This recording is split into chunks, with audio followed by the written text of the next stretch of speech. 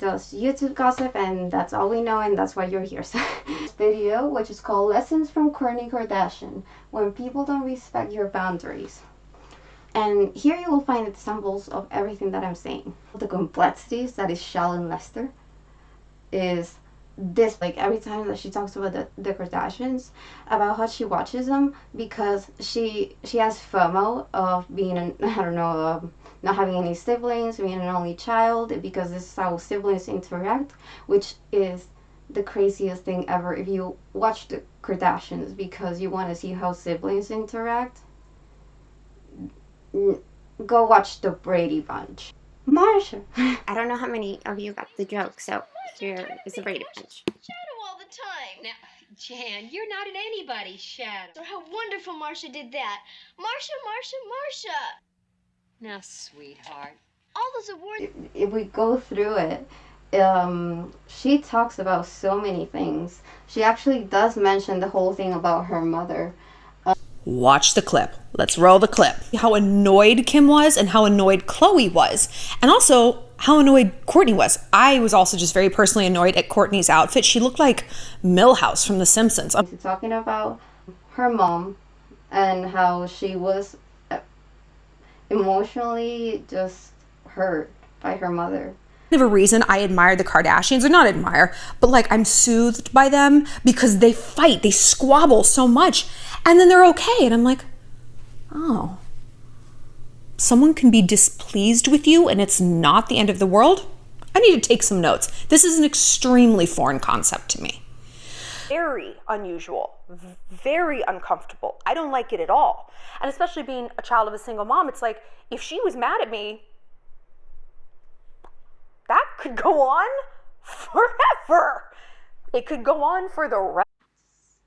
So, Okay, so this is the part that I think is pure madness. So, no, let's talk about this. Way I spend money. And I used to spend them almost the exact same way, right? As though they were renewable resources. Oh, if I can't afford that, I'll just take money out of my savings. I'll just put it on my credit card. I acted like I was creating more money, but I wasn't. I was going into debt. Same with energy. Oh, I'm tired. I'll just have a coffee. I'll just take an Adderall so I can stay up and write, so I can go out to this party. I'm just going to exhaust myself. It doesn't matter. I thought I was creating more energy, and I wasn't. I was going into a deficit. I used to take Adderall for energy a lot until I got what I call and believe was Adderall poisoning. I was in Mexico on a press trip. It was for the Backstreet Boys. I was alive. I was so excited, but we were like not sleeping a ton. I was hungover. I was dehydrated, and it was time to go to the concert and hang out with BSB, like hang out with them. And I took like a quarter of an Adderall. It was maybe like 4 milligrams. It was not much. Within 20 minutes, I was throwing up. I threw up for 36 hours. The doctors had no clue what was wrong with me. They're like, it's not food poisoning. It's not like water poisoning. You don't have those symptoms. You know, it's not like weird Mexican water. And I'm like, weird Mexican water. Like, oh my goodness. Okay, sorry. So you see that story, right? So, I looked this up. Last time, Backstreet Boys were in Mexico. We look around that time. It was the only time. It was in the year 2001 in late March. And you know what? I don't know. yeah, I took the liberty to look this up. She's going from there to Mexico City, but let's say that she did, and she's not talking about it. It moves on to her boundary being that she doesn't like to talk on the phone. She won't. These are my New Year's resolutions. New year, new me. Here's some things I would like to leave behind in 2019. Being on the phone. She doesn't like to talk on the phone. She won't talk on the phone. If you listen, you call, you listen, you don't understand. Doesn't matter. You're blind, doesn't matter. When you talk into the mirror, say it 3 times, do not call her. From there, it kind of just goes on to talk about how she doesn't like to share tapas. Fucking hate tapas. I hate it. It's like she won't share tapas. That's like a boundary she set. Like, you know what? For this year on, don't invite me to your tapas thing. it's like, I'm never doing tapas again. Don't invite me. I'm not coming. It's fine. I just won't share food. She is so selfish, she doesn't even want to share a plate. You know.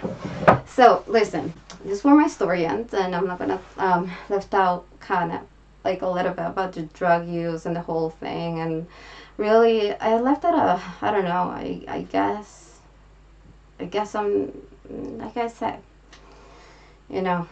And by the way, like, you can check this out, and you can check out. Not where the story ends, so. What I'm gonna do is basically go a little bit through her life, so you can kind of see what I've been kind of gathering from it, and I think that's kind of the whole idea of this video. She just keeps repeating certain themes and certain stories. There's always a blockage. She never goes anywhere past things that it always keeps coming up and not being discussed. So I'm not going to make the implication that it will be consistent with pedicure. I think that's like the main takeaway from her. Now let's move on. The tragic divorce that she went through and won't talk about, you know, happened. I don't know when this happened. I don't know in which place it was, but it just sounds terrible. She never talks about it. We'll never get, like, the fact that she got divorced. It's like her idea of marriage got destroyed. Like she based, like, she knows that it made her like a failure as a dating coach. And if that's how you see your marriage, it's like this was the saddest. It was like, Shallon, she praised this book, Women Are from Venus and Men Are from Mars, which is whack. The author, if you watch any of the interviews, you will see how this is basically what, like, the art of money or whatever, of seduction. It's just terrible. It's just, she praises it. She goes on to praise The Secret, which it's, oh, it really makes me sick. Be wary of anybody that promotes the law of attraction like that pushes it onto others, because it's like, you know, it's basically like when you talk about the wish that you made while you blew out the birthday candles with hairspray. Okay, back to the case. So, who makes up shit all the time? Who tells her audience, like, who counts on their audience for narcissistic supply? Who says that they have all the leads? Who says that? Who talks about Tupac as a bae? You know, who pushes old-fashioned ideas of gender roles and marriage? Who has had a coke problem? Who has given psychopathic advice on screen? Who, you know who? Wendy Williams. That's who. Watch the clip. Let's roll the clip. Dish from Star Magazine. Say hello to our friend Shady Shallon Lester. Hi, Shallon. It really speaks to my heart because I love Wendy Williams. So I could basically, when it all clicked. Shallon Lester sounds like the name of a leader of, like, the Church of Satanism. Best to the Wendy Williams show, so that Wendy Williams will be, like, just numb in her, like, wallowing misery, or just bored out of her mind, like having to listen to a sponsored white, you know, story crap, you know, so that she don't really cares about, that she has like B stories, you know, what is the segment called? It's hot flashes or whatever you want to call it. Her role is Star Magazine. So what is the hierarchy at this periodical? Oh, Jan, come on. You have to be realistic about this. Nobody has smooth sailing all the time. You'll never guess what. I just got a call from the school. I've been made editor of the school newspaper. I just got a call from the school.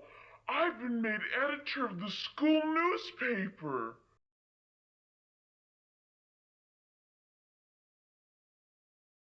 Like, we know they don't send their best. You don't send the, I don't know, chief editor to the Wendy Williams show. You send, I don't know, I mean. I've been made editor of the school newspaper. Back to the case. The most surprising thing about that is that Wendy Williams allowed her back on the show, especially, like, it's even more incredible when you consider that she invites her in without the without Star Magazine, but in reality I don't think that's like big bucks, go Me what I'm oh, I like your shoes. They were 75 cents at Forever 21 closing sale. Are you serious? You just have to say that you're fine when you're not really fine. You just can't get into it 75 because cents. they My want mom's that like, don't buy those. I was like, oh, I'm buying them. She laughed at the jokes, she let her speak, and she's actually like taken aback by some of the shocking things that she said. So let that sink in. Wendy Williams listened to a woman and let her speak. You know what is like having her nod of approval. Of his weight back, by the way. I know. I forgot to mention that when we showed the clip of him on Woman's Island with I know. all those girls. He can't act this way and not be hot. You can't. It's ridiculous. So everyone was thinking like Teresa initiated this split. He's in prison. I do want to bring up that Wendy Williams is actually the first person that called her out on the whole Bieber crush thing. I want to hate on Justin Bieber, and I'm not defending him just because I want to sleep with him, even though I do. But I'm saying... What? Inappropriate. Imagine sitting there and just being like exposed by Wendy Williams. What? He's so cute. What? He's so cute. Having her called up like, how you doing? Like just being like shaming, like, like anything that Wendy Williams they agree on. So if she was like, they were all like, and it's just inappropriate and just like read the room. Like, would you really want to say like, oh yeah, Justin Bieber is cute, when first of all that's completely wrong to say, and secondly you're saying that to a bunch of adult women. I mean, I don't know. This is not a man-woman. This is a human-to-human thing. So she was being pushy and she's 16 years old. Yes. If you set up a boundary as a person and someone else breaches that boundary, you can't then turn around and play the victim that someone's being mean to you. At least she's consistent. I'll give her that. You know what? Not even going to mention how she went from like, I'm going to Fiji, like at the beginning of the pandemic, to I'm a doomsday prepper, or her failed MTV show, and like the whole charity thing, which I don't even know where that came about. And you know how she kept saying that she was gonna go to Georgia and just what what happened to that money? Anyway, I guess that doesn't really matter. So, and I'm kind of tired now, and yeah. And at the end of the day, everyone can what? Die mad and die confused. Because all we gotta do is die happy. But enough talking about death.